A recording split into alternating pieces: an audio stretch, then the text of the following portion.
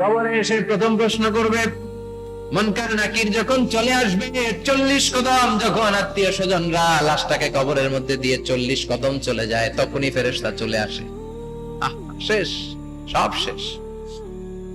এসেই পরীক্ষা শুরু। মার রব্বুক, তোর রবের নাম কি? চিল্লায় বলেন, আমাদের রবের নাম কি? আমরা বলবো রব্বি আল্লাহ। প্রথম প্রশ্ন, তোমার রব কে? আমরা বলবো আমাদের রব আল্লাহ। দ্বিতীয় প্রশ্ন, ওমা দীনু, তোমার ধর্মের নাম কি? আমরা কি বলবো? তৃতীয় প্রশ্ন, বিশ্বনবীর চেহারা দেখিয়ে বলা হবে, আতারিফু হাদার রাজুল, এই লোকটারে চিনো নাকি? আমরা বলবো চিনি, আমাদের প্রাণের নবী। ঠিক কি না? তিনটা প্রশ্নের যথাযথ উত্তর যখন দিয়ে দিলেন, আপনার জন্য অতিরিক্ত আরেকটা প্রশ্ন করা হবে, ওয়ামা ইলমু, তোমার নলেজ কি? তিনটা প্রশ্নের উত্তর যে তুমি করতে পারলা, কিভাবে পারলা, কেমনে জানলা? নকল করে বলছো নাকি জেনে বুঝে আসছো? নকল হয় না? এখন তো পরীক্ষা চলতেছে বোধহয়। কি পরীক্ষা? এসএসসি পরীক্ষা। নকল হয়? কৃষ্ণপুরে নকল নাই না? এখন মনে হয় এগুলো একটু কমছে। একটা সময় ছিল অনেক নকল হইতো। পাঞ্জাবের ভিতরে নকল, পকেটে নকল, টুপির ভিতরে নকল, মৌজার ভিতরেও নকল। এমনকি মেয়েরাও নকল করে পরীক্ষার হলে আসে না নাই? স্কেলের মধ্যে লিখে নিয়ে যায়, হাতের মধ্যে লিখে নিয়ে যায়, ওড়নায় লিখে নিয়ে যায়, কাপড়ে লিখে নিয়ে যায়, আসে না নাই? ফেরেশতারা বলবে, নকল করছো নাকি? কেমনে জানলা? তিনটা প্রশ্নের উত্তর তুমি কেমনে বললা? আল্লাহ তোমার রব, ইসলাম তোমার ধর্ম, এই লোকটা বিশ্বনবী, কেমনে চিনলা? আপনাকে তখন বলতে হবে, আমি কোরআন থেকে শিখেছি, আমি হাদিস থেকে শিখেছি, আমি ইসলাম জেনে বুঝে মেনেছি, আমি আন্দাজে কোথাও ঘুরি নাই। চিল্লা এখন ঠিক কিনা?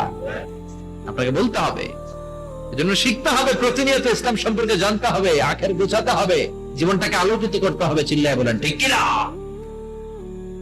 চারটা প্রশ্নই যখন হয়ে গেল, ফেরেশতারা বলবে, আহলান ওয়া সাহলান ওয়া মারহাবান বিক, খোশামদেদ, কংগ্রাচুলেশন, খোশামদেদ, কংগ্রাচুলেশন। সব প্রশ্নের উত্তর তুমি পেরেছো। ফায়ুফসাহু লাহু কবরুহু ৭০ যিরান, আপনার কবরটারে ৭০ হাত লম্বা করে দেয়া হবে। ওয়া ইফতাহু লাহু বাবুন ইলাল জান্নাহ, আপনার কবর থেকে জান্নাতের দিকে দরজা খুলে দেয়া হবে।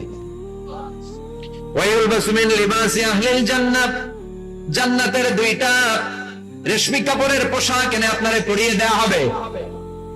আর বলা হবে, নাম কানাউ মিলা আরুস, ঘুমাও, sleep, you should get some sleep now, তোমাকে লম্বা সময় পানি দিতে হবে, ঘুমাও। কানাউ মিল আরুস, যেমনি বর বাসর রাতে আরামসে ঘুম দেয়, বাসর রাতে যেমনি বর কনেকে নিয়ে মধুর ঘুম দেয়, তুমিও ঘুমাও, কেউ তোমার ঘুম ভাঙবে না। মালাক ইসরাফিলের, কিয়ামতের জন্য ইসরাফিলের সিংহায় যে ফুৎকার আছে, ওই ফুৎকার ছাড়া কোনো কিছুই তোমার ঘুম ভাঙাতে পারবে না। আলহামদুলিল্লাহ পড়েন। আল্লাহ আমরাও যেন চারটা প্রশ্নের উত্তর দিয়ে লম্বা একটা ঘুম দিতে পারি, পড়ে না আমিন। ওয়াম্মাল কাফির ওয়া আহলুশ শিমাল, আর ইসলাম বিরোধী যারা, তাদের সামনে আসবে মালাকান আসওয়াদান আজরাকান, কৃষ্ণ বর্ণের দেহ, নীলাভ বর্ণের দুটো চোখ, গায়ের রং কালো, চোখের রং নীল। দেখতে কেমন লাগে? আলিফ লাইলার ভূতের মতো। কথা কন।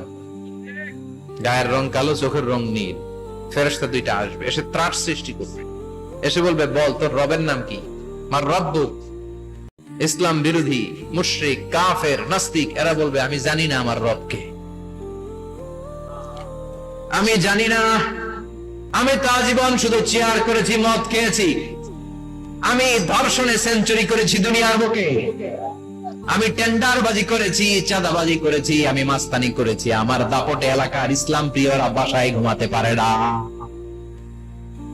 আমি ছিলাম টেন্ডারবাজ, আমি ছিলাম গডফাদার, সন্ত্রাসীদের লিডার, আমি ছিলাম ডন 1 2 3 সব, আমি ছিলাম ডনের ডন, আমি ছিলাম মাস্তান, রংবাজ। রব টব কি আমি তো জানি না। লাদ্রি লাদ্রি, আমার জিজ্ঞেস করো না। আবার প্রশ্ন করা হবে, ওয়ামা দীনুক, তোর ধর্মের নাম কি? বলবে, লা আদরি, আমার কোনো ধর্ম নাই, আমার কোনো ধর্ম নাই, আমি শুধু মৌজ মাস্তিতে ছিলাম, আমি আনন্দ ফুর্তি করেছি, ইসলাম নিয়ে আমার মাথা ব্যথা ছিল না, আজীবন ইসলামরে আমি বাস দিয়েছি। চিল্লায় বলেন ঠিক কিনা? ইসলাম বিরোধীদের সাথে ছিল আমার চলাফেরা, আমার সব সাঙ্গ পাঙ্গ ছিল গুন্ডা বদমাশ ইসলাম বিরোধী। রব কি ইসলাম কি এগুলো আমি জানি না, আমার এগুলো জিজ্ঞেস করো কেন, ধর্ম কি আমি জানি না, আমি কিচ্ছু মনে করতে পারছি না। 3 নাম্বার প্রশ্ন করা হবে, আচ্ছা আরিফু হাদার রাজুল, দেখো তো এই লোকটারে চিনো কিনা? কয় না, চিনি না, তবে মনে হয় এই লোকটারে দুনিয়ার বুকে আমি গালি দিতাম, এই লোকটার বিরোধিতা করতাম, ব্লগের মধ্যে এই লোকটার ব্যাপারে কুৎসা রটনা করতাম, এই লোকটার কার্টুন বানিয়ে আমি হিংসা ছড়িয়ে দিতাম, এই লোকটার ব্যাপারে আমি এলাকার মধ্যে অপপ্রচার চালাতাম। ফেরেশতারা বলবে তাই, এই ছিল তো ডিউটি, দাঁড়া এখনই আমাদের খেলা শুরু, এখনই শুরু। ফায়ুতরাকু বিমাতারিকা মিন হাদিদ, লোহার একটা হাতুড়ি দিয়ে মাথা থেকে পা পর্যন্ত পিটানো হবে, পিটিয়ে ওর গোশতের হাড্ডিগুলোকে থেতলে ফেলা হবে।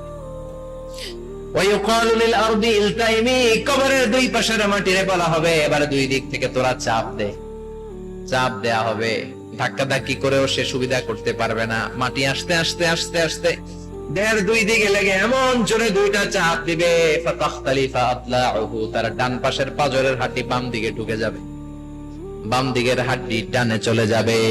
বিশ্বনবী বললেন এই হাতুড়ি দিয়ে পিটানোর শাস্তি, কবরের চাপ দেওয়ার শাস্তি চলতেই থাকবে হাত্তাল কিয়ামা, কিয়ামত পর্যন্ত।